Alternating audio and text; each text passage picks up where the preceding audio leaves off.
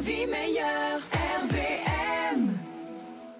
Alors que la journée de Fatih débute, son premier réflexe au volant de sa voiture, allumer sa radio. Radio Vie meilleure, en tant qu'adventiste, est une radio qui est normalement connue par tous les adventistes du 7e jour. Et donc, il y a une promotion qui se fait dans toutes les églises de cette radio pour la soutenir, l'écouter. Voilà, donc j'ai connu la radio comme ça. Écouter la radio n'est pas qu'un simple passe-temps.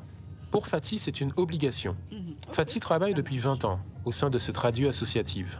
Ça m'apporte énormément puisque même en réécoutant une émission, on se rend compte qu'on apprend encore puisque on l'écoute en tant qu'auditeur. Donc là, on s'enrichit de ce qu'on fait, on s'enrichit de ce que font les autres.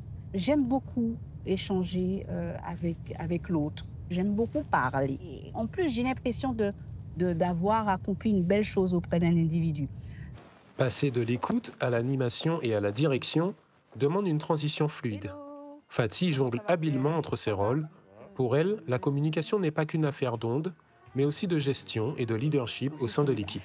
Et on se retrouve dans notre espace Info Pro avec nos invités, comme annoncé ce matin avec Pierre. Ça me fait vraiment plaisir de vous avoir avec moi. Chers amis, bonjour. Pour l'accompagner dans sa mission, Fatih est entouré de bénévoles comme Harry, animé par cette même passion de la parole. Le pasteur Charles Pradel, comment ça va? Parler, j'aime bien dire, c'est un art. Et ça permet vraiment de faire du bien. Avec la parole, on peut faire beaucoup de bien aux gens. On peut les relever. Parler, vraiment, pour moi, c'est un bonheur.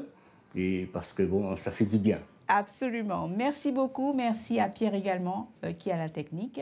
J'ai eu du mal, au départ, à poser ma voix en tant qu'animatrice et ensuite en tant que directrice. C'est totalement différent. Quand on est animateur, on a une cible différente. Nous sommes dans vraiment une approche de proximité, une approche vraiment où on apporte des solutions, on est vraiment dans du service.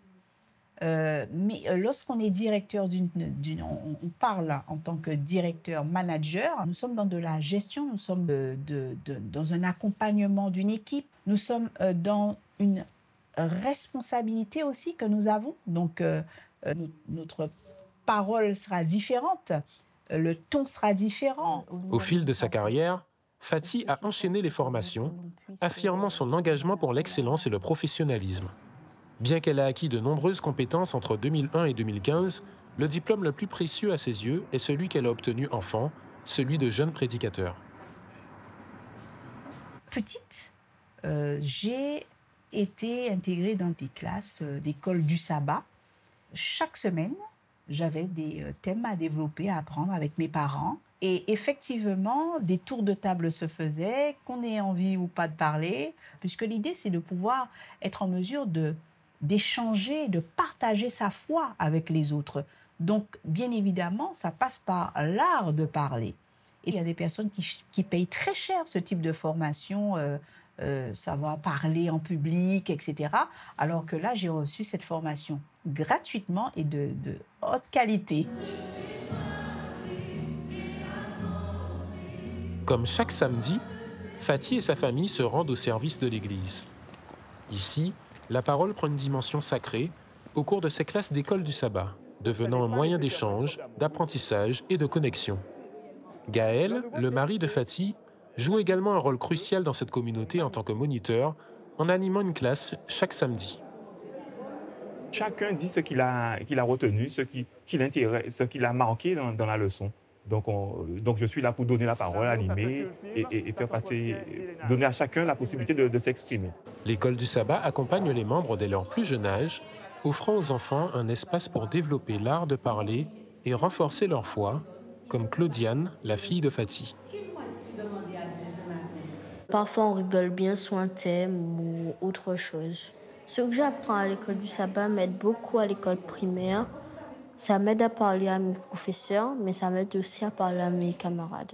Cette initiation trouve son apogée chaque dernier sabbat du trimestre, lorsque les enfants montrent l'exemple en prenant le devant de la scène, guidant le service à la place des adultes. Je suis aussi content, car j'ai des choses importantes à partager avec vous. Les enfants sont ravis de pouvoir présenter à leurs parents, à leurs cousins, à leurs cousines, à l'église, ce qu'ils sont capables de faire et ça se passe toujours très, très bien.